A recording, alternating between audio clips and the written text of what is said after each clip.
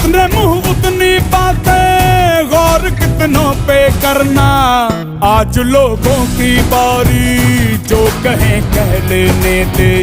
तेरा भी दिन आएगा, उस दिन हिसाब चुका के रह